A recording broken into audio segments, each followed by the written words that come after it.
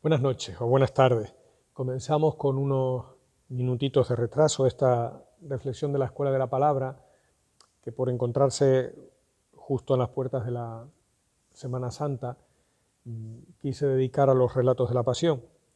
Decidí también que se hiciera esta reflexión de aquí, desde la Iglesia de Santo Domingo, porque esta exposición que nos ha acompañado durante el tiempo de Cuaresma, yo creo que es un entorno bonito y propicio para acercarnos a estos relatos tan importantes en el seno del Evangelio, tan importantes en la vida de la Iglesia.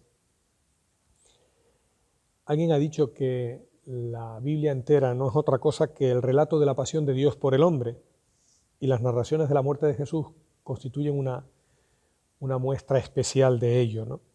Casi diríamos que la cima de este drama, porque mientras la Biblia narra lo que Dios ha hecho, mostrándonos casi diríamos así como su rostro de espaldas, el hecho de la pasión narra lo que Dios, si se puede decir así, se ha hecho por nosotros, y mejor, lo que nosotros le hemos hecho a Dios, y lo muestra cara a cara y sin ningún velo. Y todo ello lo transmite con una fuerza implacable, porque aunque nosotros conocemos el desenlace de la historia, la pasión no se vivió como el preludio a la resurrección. Los testigos de la pasión lo vivieron como un fin. La muerte de Cristo para ellos era definitiva. Si no, la resurrección no hubiese sido una sorpresa o una buena noticia. Entre pasión y resurrección hay, por decirlo así, una especie de abismo, una especie de punto final que solo es lleno por una acción definitiva de Dios. Solo el poder hace que se pase, solo el poder de Dios hace que se pase de una a la otra. Por eso, en vísperas de la celebración de la Semana Santa, quise dedicar este ratillo, me parece útil, a mirar la pasión en toda su crueldad y casi diríamos en toda su definitividad, o sea, como un punto y aparte. ¿Y cómo vamos a aproximarnos a ella? Podemos, de hecho, acercarnos de distintas maneras al fenómeno de la pasión.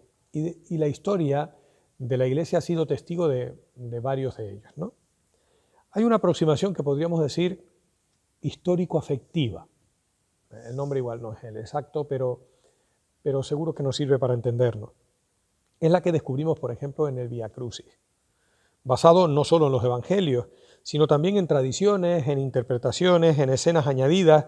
Pensemos en el encuentro con la Verónica, en las 3 caídas de Jesús, en el encuentro de Jesús con su madre, camino del Calvario.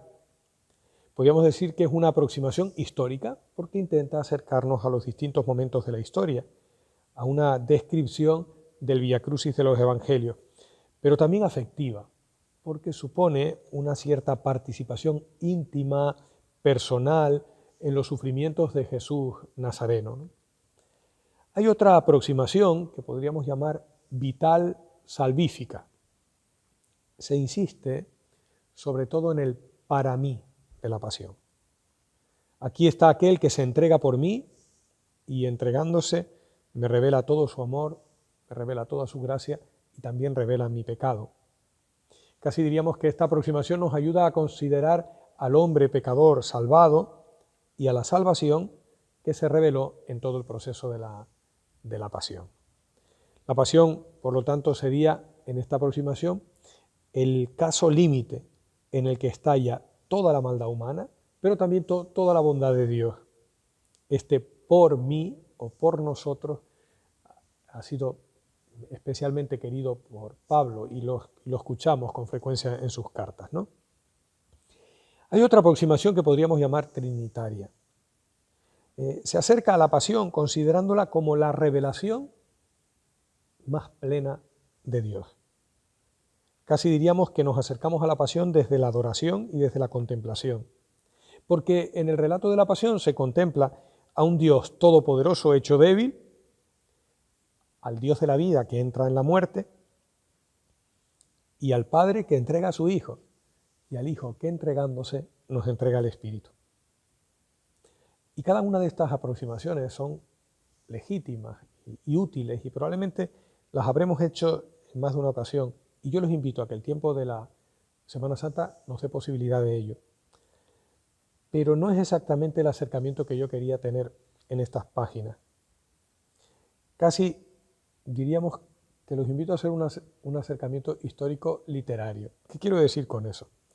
A acercarnos a la pasión analizando los distintos textos que nos la cuentan y descubriendo que existen distintas versiones y que hay elementos aparentemente no coincidentes y nos obligan a mirar con un cierto detenimiento de dónde vienen esos acentos, qué intención hay detrás o qué enseñanza nos llega, ¿no?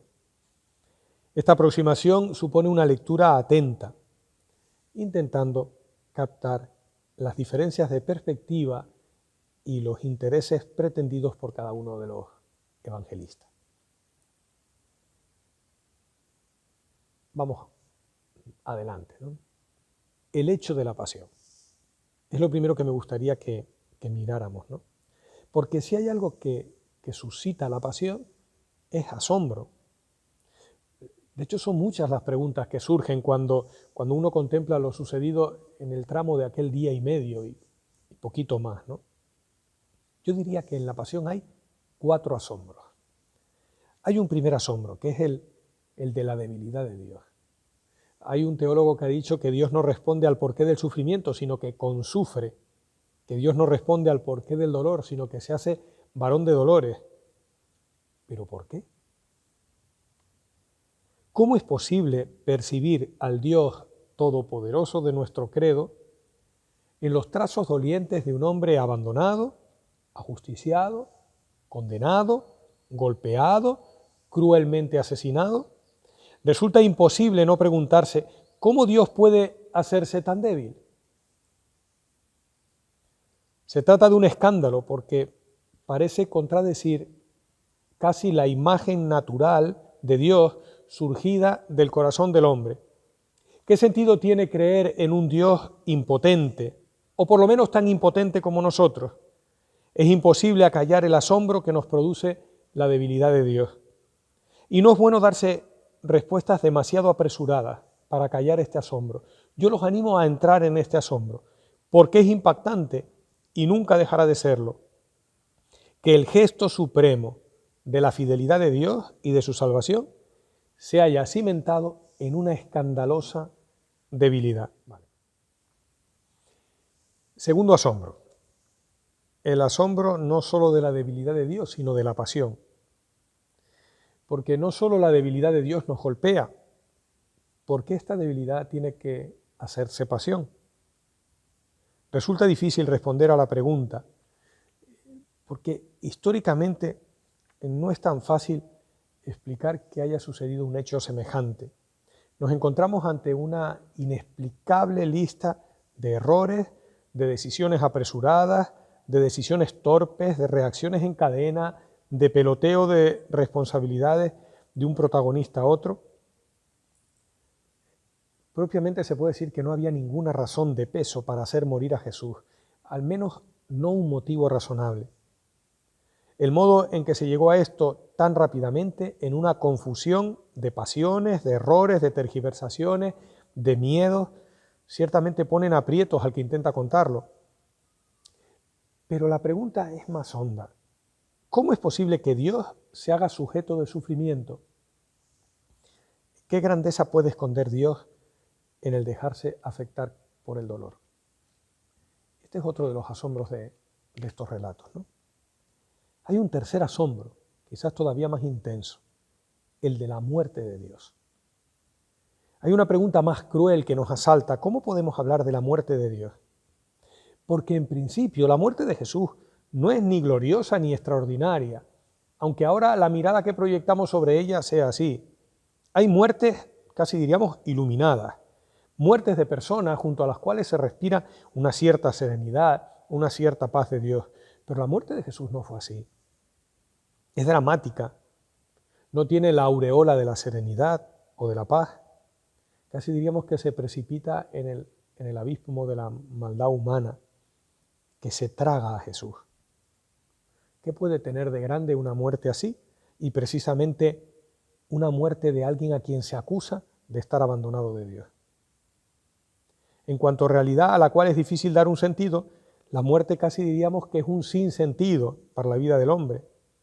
Por eso Es incomprensible por qué Jesús, la vida misma, quiso someterse a todas las expresiones de la depravación humana que se volcó sobre él y que le causó la muerte.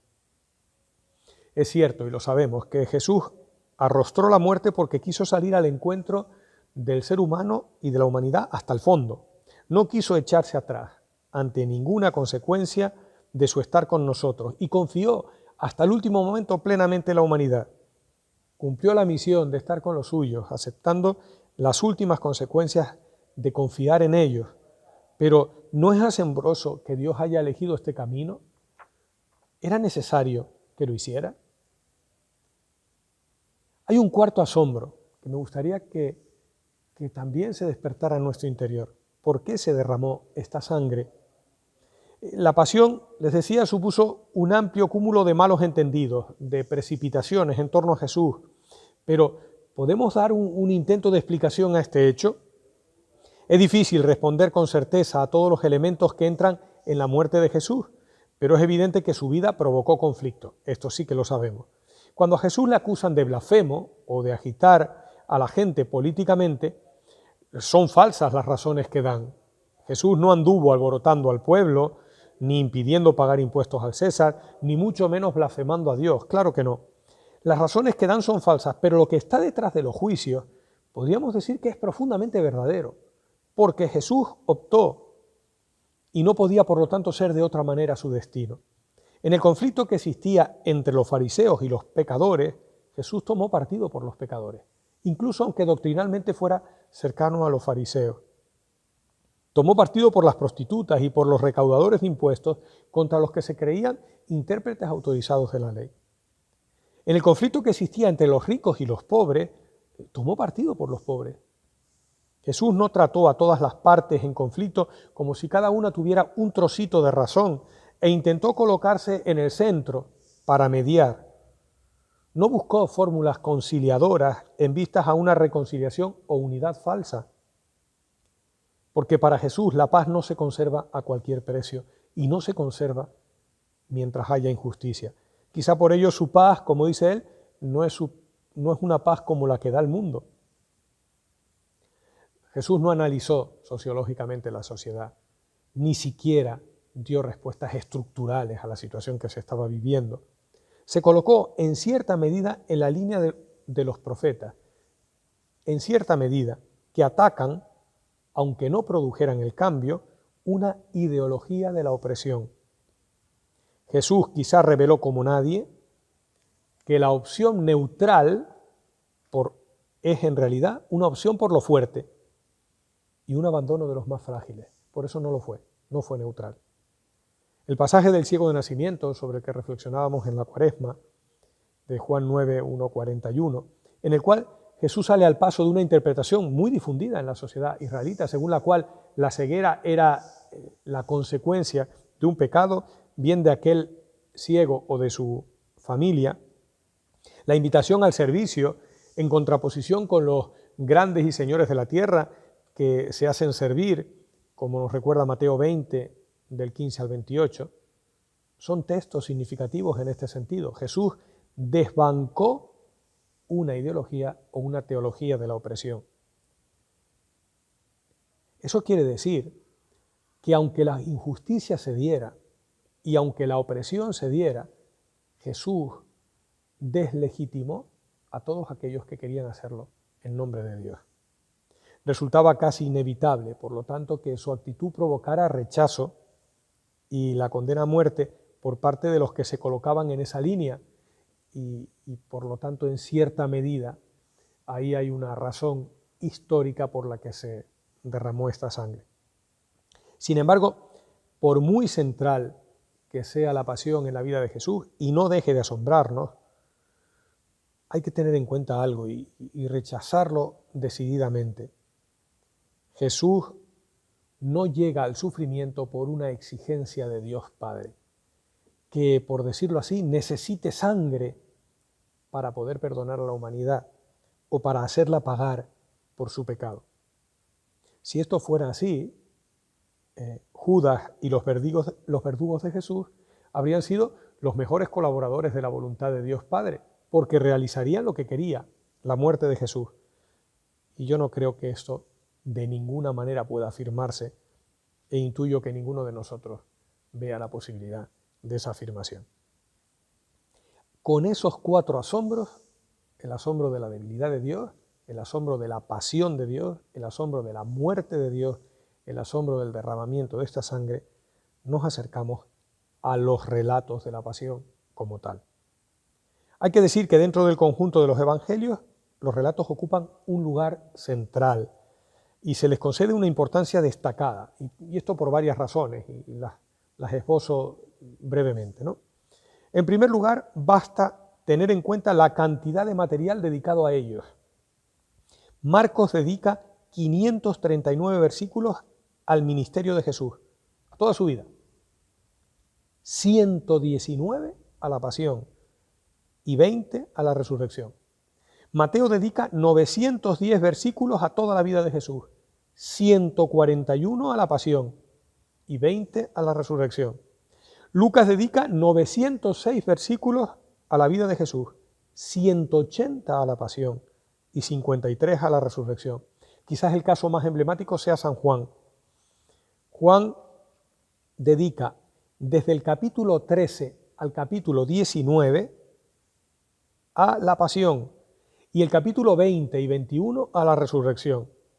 Sin embargo, solo 12 capítulos al resto de la vida de Jesús. Resulta sorprendente, por lo tanto, cómo los evangelios le dan una importancia tremenda a las últimas horas de Jesús, a un día y medio que parece agrandarse o mirarse a cámara lenta para poderse desarrollar con todo detalle. Hay otro elemento importante, y es que la pasión es de los pocos relatos que aparecen en los 4 evangelios. De hecho, conocemos que hay relatos que solo menciona un evangelio, lo que se conocen como relatos de tradición única. Hay relatos que aparecen en 2 evangelios, en Mateo y en Lucas, que se conocen como relatos de doble tradición. Y hay relatos que aparecen en Marcos y en algunos de los otros evangelios que se conocen como relatos de triple tradición. Que aparezcan en todos y que además aparezca en San Juan es llamativo. En tercer lugar, nos encontramos con una narración compacta, cronológicamente ordenada, como rara vez ocurre en los relatos evangélicos. De hecho, los episodios se siguen en una perfecta agonía, en un perfecto orden. La agonía, excepto en Juan, el prendimiento, el proceso judío, el proceso romano, la crucifixión, la muerte y la sepultura. Otro elemento que subraya su importancia es la antigüedad de estos relatos. Probablemente surgieron muy pronto como ampliación y explicación del relato de la cena eucarística, basándose en recuerdos y en testimonios de primera mano. Probablemente estamos ante uno de los núcleos de las primeras tradiciones que se recogieron, quizás oralmente al principio y luego puestas por escrito. ¿Qué motivos intervinieron, por lo tanto, para hacer que la fe pascual, que era el anuncio, Jesús está resucitado, no pasase por alto la pasión, sino que la llevase a una nueva comprensión, poniendo de manifiesto e iluminando todos sus aspectos también positivos? Probablemente haya que buscarla en 2 razones. En primer lugar, en que la pasión apareció enseguida como una muestra nítida del amor de Dios. ¿Por qué Dios ha escogido para salvar a la humanidad el camino de la humillación y del sufrimiento? Pues porque la quiere. Y como quiere la humanidad, es capaz de llegar a ese exceso. Además, la pasión se convirtió en una experiencia habitual de los propios cristianos, que sobre todo en algunos años y en algunos lugares, tras la resurrección, también tuvieron que vivir la situación de minoría, las dificultades y el abandono. Y esto indica la importancia de los relatos. Ahora bien, ¿por qué 4 relatos? ¿Por qué hay variación en ese texto? Es verdad, y les decía, que hay una cierta coincidencia en la estructura cronológica de los 4 relatos de la Pasión, según nos vienen referidos por los evangelistas. Sin embargo, cuando nos acercamos más detenidamente a cada uno de ellos, no deja de sorprendernos cómo dentro de esa melodía de fondo, que puede ser común, cada uno tiene matices particulares y algunos de profundo calado. Y me gustaría presentarles así, someramente, las diferencias que nos encontramos en esos relatos. Con respecto a la cronología de la Pasión, los evangelios presentan una verdadera dificultad en torno al día en el que Jesús celebró la Eucaristía y por lo tanto en torno al día en el que murió. Si tomamos los sinópticos en la mano, Mateo, Marcos y Lucas, la cena de Jesús tuvo lugar el primer día de los ázimos, es decir, en la noche que para nosotros, según nuestro calendario, iría entre el 14 y el 15 de Nisán, aunque para los judíos el atardecer era el comienzo del siguiente día, al ocaso del sol. Por consiguiente, según Mateo, Marcos y Lucas, la última cena fue una cena pascual y todos los acontecimientos de la Pasión tuvieron lugar del 14 al 15 de Nisán. Repito, propiamente el 15 de Nisán según el calendario judío, pero nosotros nos entendemos en esa noche de cambio de día, lo que nosotros celebramos entre el jueves y el Viernes Santo. Sin embargo, según el Evangelio de Juan, Jesús muere antes, muere el día 14.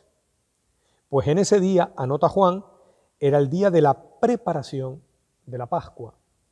Y más aún, en Juan 18, 28, cuando los fariseos llevan a Jesús a Pilato, se dice expresamente que no entraron al pretorio para no contaminarse y poder celebrar la Pascua. Eso indica que la Pascua todavía no se ha celebrado, que estamos en el día antes.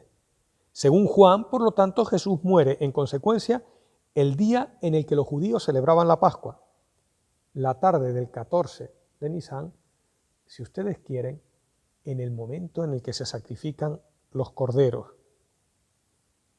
Y hay una diferencia entre los relatos de la Pasión a la hora de ubicar cronológicamente los acontecimientos.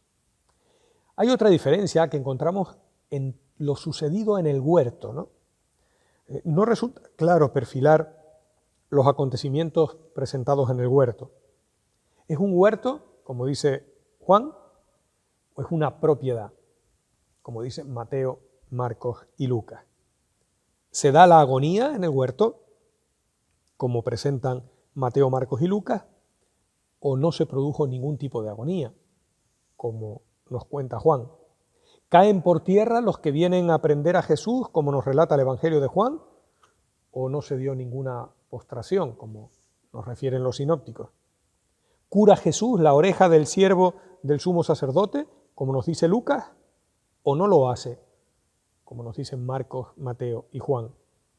¿Se encuentra allí un joven envuelto en una sábana que escapa desnudo, como nos informa Marcos, o no se encuentra?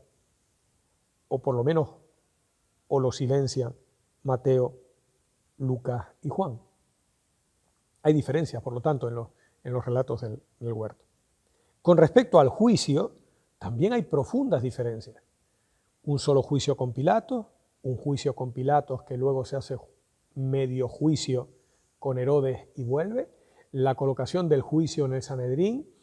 Ciertamente hay profundas diferencias entre los sinópticos y Juan con respecto a los diálogos que se producen también en esos encuentros. Al pie de la cruz también nos encontramos con diferencias. ¿Quiénes insultan a Jesús? ¿Todos los que pasan y también los crucificados con él, como nos dicen Marcos y Mateo? ¿Los magistrados, los soldados y uno solo de los ladrones, como dice Lucas? ¿O nadie insulta a Jesús, como nos refiere Juan? ¿Dónde colocan el letrero de INRI, Jesús Nazareno, Rey de los Judíos? ¿Al pie de la cruz, como dice Marcos, o sobre la cruz, como nos informan el resto de los evangelistas? ¿En qué lengua está escrito? ¿En latín, en griego y en hebreo, como dice Juan, o solo en una lengua, como nos dicen Mateo, Marcos y Lucas? ¿Qué palabras dice Jesús en la cruz? ¿Solo Dios mío, ¿por qué me has abandonado? como dicen Marcos y Mateo, o también se añaden otras que encontramos en Lucas y Juan y que dan ese conjunto de lo que conocemos como las 7 palabras. ¿Quiénes están al pie de la cruz? O por lo menos cerca. María Magdalena, María la de Santiago y Salomé y otras muchas, como dicen Marcos y Mateo, o todos sus conocidos, como dice Lucas, lo cual haría en principio previsible que estuvieran también los discípulos. O bien solo María la madre de Cleofás, María Magdalena y el discípulo amado, como dice Juan. ¿Qué sucede al final? Que Jesús expira, como dicen Marcos y Lucas, o que entrega el Espíritu, como dicen Mateo y Juan. ¿Qué dice el centurión tras la muerte de Jesús? ¿Este hombre era hijo de Dios, como dicen Marcos y Mateo, o este hombre era justo, como dice Lucas, o no dice nada, o ni siquiera se pronuncia, como dice Juan? ¿Qué sucede tras la muerte de Jesús? Que se raja el velo del templo, como dicen Marcos y Mateo, que además resucitan los difuntos, como dice Mateo, o bien no sucede nada especial, según los relatos de Lucas y de Juan. Lo cierto es que las preguntas podrían multiplicarse. ¿Cómo explicar estas diferencias? Incluso en un relato tan trascendental y al que se le da tanta importancia en el seno de los textos evangélicos.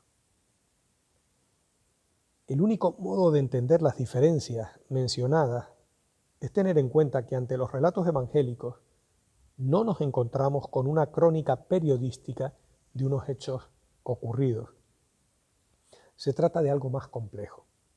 Los relatos de la pasión, como los del resto del material evangélico, supusieron un tiempo de transmisión más o menos largo, en el que los datos históricos se fueron enriqueciendo con nuevas perspectivas que nacían de la Pascua y de la experiencia con el resucitado. La vuelta sobre estos momentos de la vida de Jesús ciertamente intentaba guardar la memoria del Señor, pero no primariamente satisfacer la curiosidad de los detalles más pequeños. Al narrar la pasión, los evangelistas quisieron que los hechos hablaran, pero no de modo frío, ni desinteresado o profano. No olvidemos que los relatos de la pasión son narraciones religiosas, situadas en el contexto de una gran historia de la salvación, redactadas como documentos de fe y colocadas para la meditación y la contemplación. Y eso hizo que cada uno de los evangelistas adoptara perspectivas distintas, recordara detalles distintos, modificara incluso algunos datos para subrayar o iluminar algunos aspectos. Conforme estos hechos que pasaron se fueron alejando del tiempo, se van acentuando diferentes tendencias, se subrayan diferentes aspectos y las comunidades se acercan a los momentos centrales de la vida de Jesús desde su propia perspectiva. Y eso hace que los acontecimientos vayan siendo impregnados por un color distinto según el evangelista o la comunidad lectora u oyente de ese evangelio se los va dando. Eso hace que cada uno de los textos tenga tintes distintos y de hecho, como hemos visto, así se da.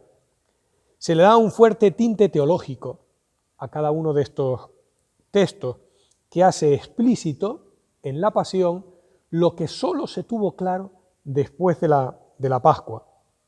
Había un interés en subrayar la inocencia y la libertad de Jesús ante la muerte y también, por lo tanto, la fecundidad de su muerte. Se tiñe además de apología, de defensa, el relato de la pasión.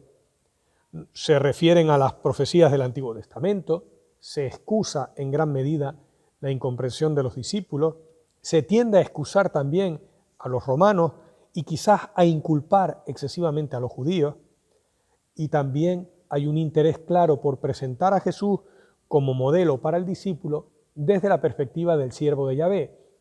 Todos estos elementos entraron al narrar la pasión y por lo tanto modificaron cada uno de los detalles, lo que hace más explicable las diferencias y divergencias entre los distintos relatos.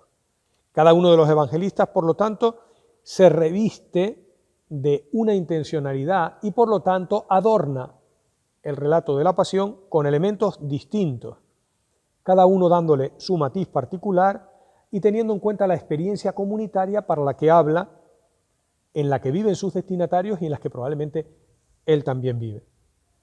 Si eso es así, el último paso de esta reflexión sería bonito dedicarlo a ver cuáles son los matices propios que quiere subrayar cada uno de los evangelistas en su relato de la pasión.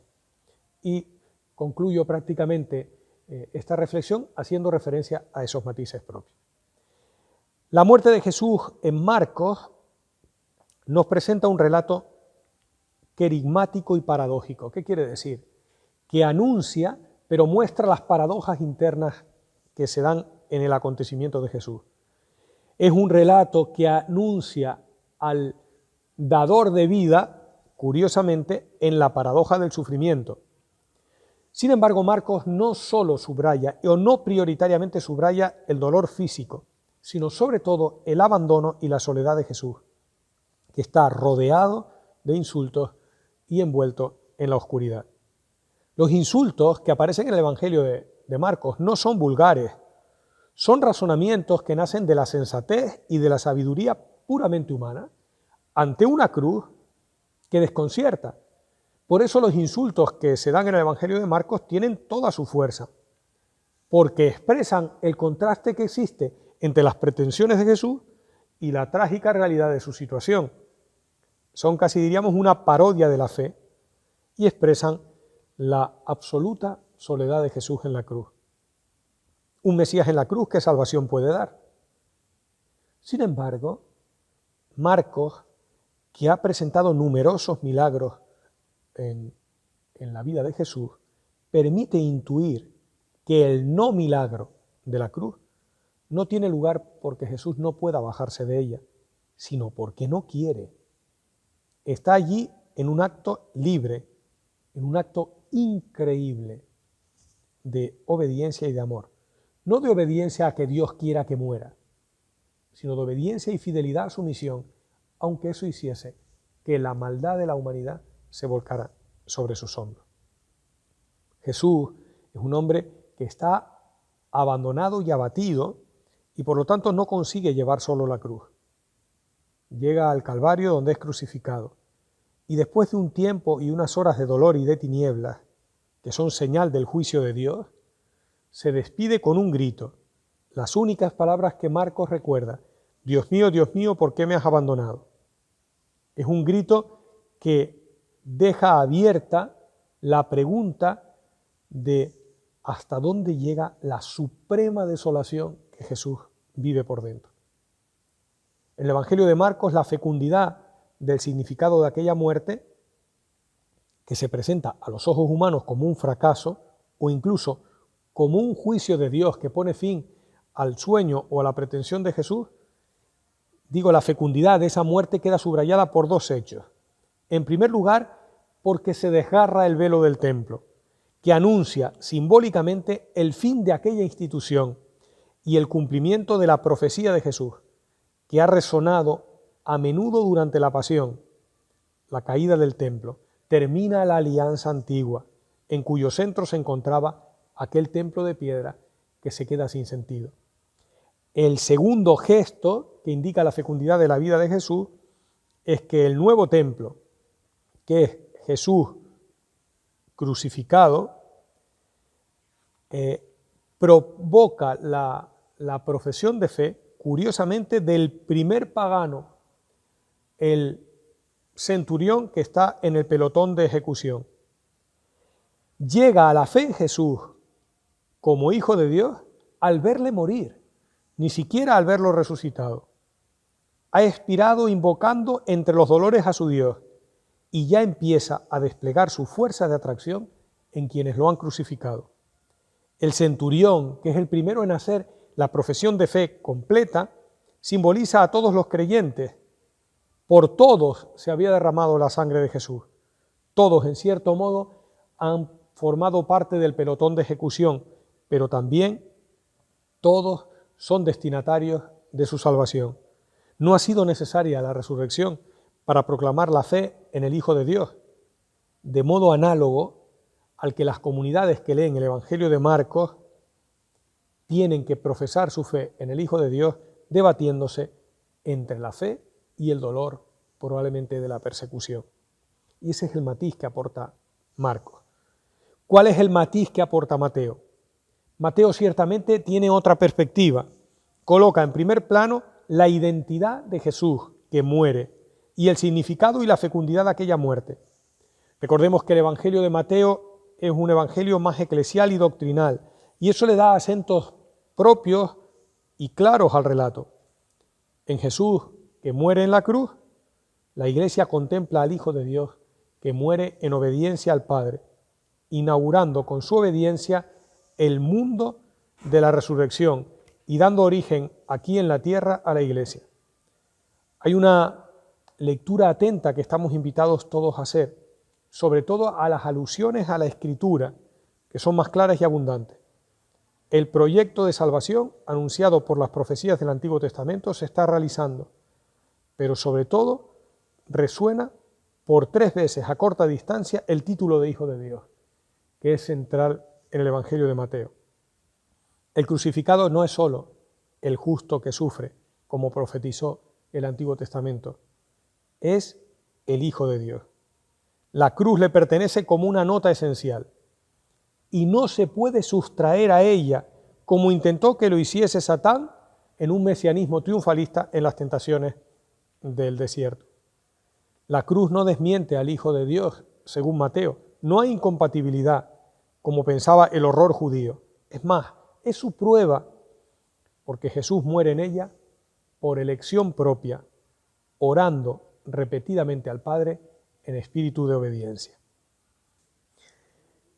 Hay un signo cultural para ver el significado de esta muerte, y es que el velo del templo se raja en 2, como veíamos en Marcos. Pero también hay otro cósmico, el terremoto, y signos escatológicos, roscas que se resquebrajan, sepulcros abiertos, resurrección de muertos, que en Mateo sirven para significar el alcance de la muerte de Jesús. Con la ruptura del velo del templo, que resguardaba la entrada al Santo de los Santos, termina el culto en el templo.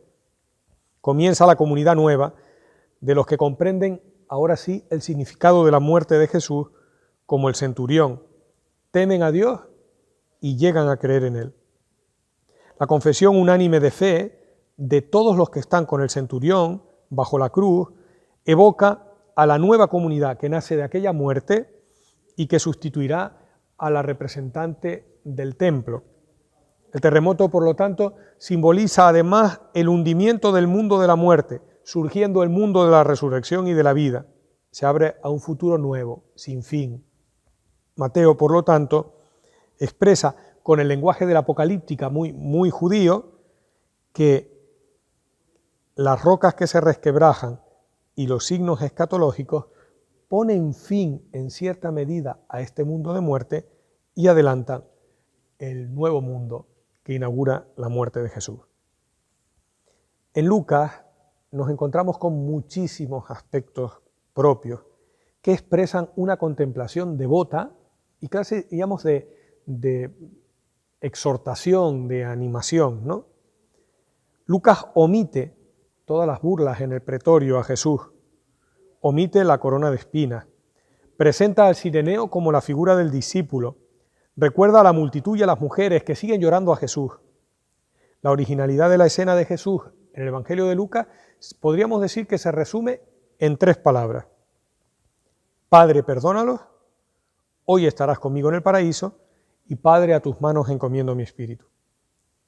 Padre, perdónalos presenta a Jesús como el mártir que con su fidelidad y su oración obtiene la salvación incluso para sus propios perseguidores y ofrece a todos gratuitamente el perdón antes incluso de que se lo pidan. Hoy estarás conmigo en el paraíso, se coloca en medio de dos perícopas, la de los escarnios a Jesús por parte de los jefes y de los soldados y de uno de los malhechores, y la del diálogo del ladrón con su compañero. El contenido de los 3 sarcasmos que se proyectan sobre Jesús en ese momento no alude al templo, como en Marcos, ni a la filiación divina, como en Mateo. De hecho, a Marcos En el Evangelio de Marcos escuchamos tú que destruías el templo. En el Evangelio escuchamos tú que te creías el Hijo de Dios. En el Evangelio de Lucas lo que se le pregunta es sobre su realeza mesiánica. Que se salve a sí mismo, si es el Cristo, el Mesías de Dios, el elegido. Es un triple desafío que hace eco de las tentaciones que aparecían en el capítulo 4 del Evangelio, donde Jesús había dado una respuesta adecuada.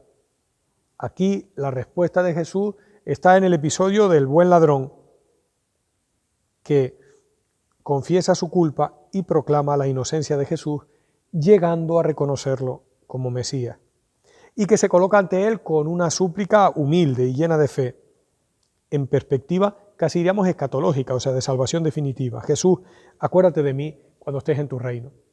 La expresión de Jesús, que es solemne, amén, amén, que nuestras traducciones suelen escribir como en verdad te digo, manifiesta los poderes reales de Jesús, pero no en el futuro, y ni siquiera en el fin de los tiempos, sino en este momento. Hoy estarás conmigo, porque la salvación está ligada a la persona de Jesús. En comunión con Jesús, en el momento de la muerte en la cruz, se tiene la seguridad de participar para siempre de esta comunión. ¿Dónde? En el paraíso. El paraíso era el nombre que se daba para el lugar tradicionalmente considerado por el judaísmo como una cierta espera de los justos después de la muerte, antes de la llegada del Mesías. En el Antiguo Testamento se distinguía por la compañía de los santos padres. Ahora, el paraíso se distingue porque significa estar con Jesús. Así pues, en la cruz Jesús manifiesta que es el Rey y Salvador. Él salva no del sufrimiento. El buen ladrón no es salvado del sufrimiento, muere también, sino en el sufrimiento. Y en la muerte le concede a todos desde la cruz el perdón y la entrada en el paraíso. Solo Lucas recuerda el Salmo 31, 6. Padre, a tus manos encomiendo mi espíritu. Las palabras, por lo tanto, expresan la serenidad de la muerte, voluntariamente aceptada como entrega de la vida al Padre, que es un gesto culminante de quien ha vivido siempre en esta actitud, lo cual se convierte en un ejemplo para el discípulo. Así, presentándolo así, Lucas muestra que la cruz es una especie de espectáculo. De hecho, utiliza esta expresión, que hay que contemplar con fe, en un punto de irradiación de gracia y de perdón, en la culminación y en la fuente del ministerio de la misericordia de Jesús. Por eso la multitud, dice, contemplando el espectáculo, se aleja dándose golpes de pecho, casi diríamos acogiendo ese perdón, mientras que los suyos, a los que se menciona allí, todos sus conocidos, según dice Lucas, no se cansan de contemplar. Por último, nos encontramos en el relato de la muerte de San Juan. Si pudiésemos resumir en una frase la perspectiva de Juan, sería: debemos celebrar la victoria de uno que, como modelo de amor, siguió la voluntad del Padre hasta el fin. Es la perspectiva que nos encontramos en este relato de Juan, ¿no? En Juan nos encontramos con la narración más corta de la pasión, pero la que ha alcanzado la cota más alta, casi diríamos de penetración en el significado interno de la misma. Supone la coronación e interiorización de los relatos narrados por los sinópticos. Todo está al servicio de subrayar el aspecto cristológico de la pasión, en la que Jesús es presentado como Rey.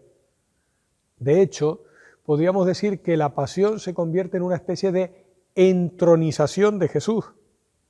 Justo en el momento en el que todo negaría la realeza, Jesús aparece como Rey, como el que afirma que es, como el que hace que aquellos que vienen a apresarlo caigan a tierra, como el Señor. La crucifixión, por lo tanto, se muestra como el punto final de confrontación entre Jesús y los judíos, como su hora, en la que Él aparece identificado como el enviado, pero con una suerte violenta. Pero a la vez es el juicio de la incredulidad para Israel y la salud para la fe de aquellos que lo acogen. Jesús asume en la pasión de Juan un completo protagonismo. Introduce Juan muchas veces, en muchas más ocasiones, las palabras de Jesús en medio del relato de la pasión, el discurso a los griegos, que significa la apertura del Evangelio a los no judíos, los discursos de despedida, que evidencian la teología, el proceso ante Pilato, que subraya la inocencia de Jesús, reconocida incluso por Roma, la perícopa de Tomás, que lo identificará más tarde con el resucitado.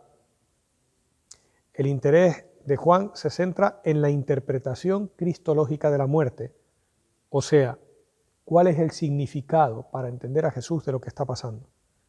Es su hora, la de la exaltación y la glorificación. Es obediencia libremente aceptada del enviado frente al encargo recibido por el Padre. Por lo tanto, el enviado se presenta ahora como testigo cualificado de una verdad que supera al ser humano, que es la de la voluntad divina. Por eso, solo en Juan escuchamos que todo está cumplido. El que da la vida es aquel que había dicho en el pasaje del buen pastor que él no venía a que le quitara la vida, sino a darla. El Rey y Señor es el yo soy que representa al Padre. Como consecuencia de esta orientación de Juan, se cambian algunos de los aspectos de la pasión. Se elimina lo relativo a la debilidad de Jesús. No hay ninguna agonía en Getsemaní. La debilidad en su arresto. Jesús aparece con superioridad sobre sus enemigos. La serenidad solemne y el dominio de Jesús en el momento de la muerte. El proceso ante Pilato, en el que se dibuja a Jesús con una soberanía inmensa. Jesús, doliente, no es glorificado en la Pascua, sino en la cruz. Por eso se cumple aquella profecía: cuando sea levantado sobre la tierra, atraeré a todos hacia mí. De él procede la vida y triunfa en cuanto a tal. Cuando sea elevado, atraeré a todos hacia mí, había dicho, y ahora se cumple en el momento en el que no expira, sino que entrega el Espíritu. En el extremo opuesto está la infidelidad, que aparece juzgada a lo largo de todo el proceso. Está representada en los judíos y en Pilato, casi como si fueran ellos los que están siendo juzgados. Los judíos quieren la muerte de Jesús al optar por el pueblo, por la ley y por la religión. Y así, precisamente por eso, tienen que renunciar a sus más profundas aspiraciones de libertad. Rechazan al rey enviado por Dios y se someten al rey impuesto por Roma. Mientras ellos celebran la Pascua, muere el verdadero Cordero Pascual. Quizá por eso Juan hace ese cambio cronológico, adelantando la muerte de Jesús, para hacerlo morir justo cuando mueren los corderos. De hecho, Juan el Bautista lo había identificado como el Cordero que quita el pecado del mundo. Pilato, que reconoce y manifiesta por 3 veces la inocencia de Jesús, se encuentra cerrado a la verdad. Por eso, cuando le pregunta a Jesús qué es la verdad, diálogo que solo recuerda Juan, Jesús calla. Y en el centro de todas esas escenas emerge la figura del Rey, que entrega el Espíritu en su muerte y que dona la vida. No es preciso esperar algo más, porque todo está consumado. Ahora se ha manifestado la gloria que estaba tan presente en Jesús, que había estado en el Evangelio y que se ha hecho patente en la muerte de Jesús, que con el costado abierto ofrece a la Iglesia el agua y la sangre de la vida. Y en esta agonía participa toda la comunidad, que percibe cómo de ese costado llega la salvación de Dios. Como ven, al acercarnos a un relato tan central como de la pasión, uno queda sorprendido en la diversidad de matices que se encuentra, la diversidad de enfoques y la diversidad de acentos teológicos. Eso significa, y yo los invito, a que cuando nos acerquemos a los relatos de la pasión, debamos ir una y otra vez, primero para descubrir hasta el límite al que puede llegar Dios por el hombre y hasta dónde puede llegar el hombre cuando se cierra el amor. Estas narraciones evangélicas evidencian, quizás como ninguna otra, la grandeza de las entrañas del Padre, pero también revelan, quizás como ninguna otra, la cruel posibilidad que tiene el corazón humano de cerrarse a un gesto generoso y gratuito de amor y convertir esa cerrazón en violencia. En segundo lugar, yo creo que a la comunidad cristiana se le abre una tarea, y es la de acercarnos a la pasión no globalmente, sino casi diríamos con lápiz en mano para aproximarnos atentamente a los matices que cada uno de los evangelistas nos presenta. Creo que es una tarea hermosísima, porque nos encontramos en el núcleo del Evangelio. Creo que es una bonita tarea para esta Semana Santa, en la que quizás otras muestras externas de nuestra fe no vamos a poder tener, y quizás se nos regalarán otros tiempos de silencio. Este año nos acompañará la pasión de Marcos, el Domingo de Ramos, la pasión de Juan, como siempre lo hace el Viernes Santo. Pero yo los animo quizás a salir de esta Pascua habiendo pasado por la pasión, o si ustedes quieren, habiendo pasado por cada uno de los matices propios de la pasión de los distintos evangelistas, como una especie de diamante que tiene muchísimas caras. Lo que sucedió en aquel día y medio entre la última cena y la muerte y el sepulcro de Jesús puede mirarse desde diferentes perspectivas, tener diferentes matices y distintos colores.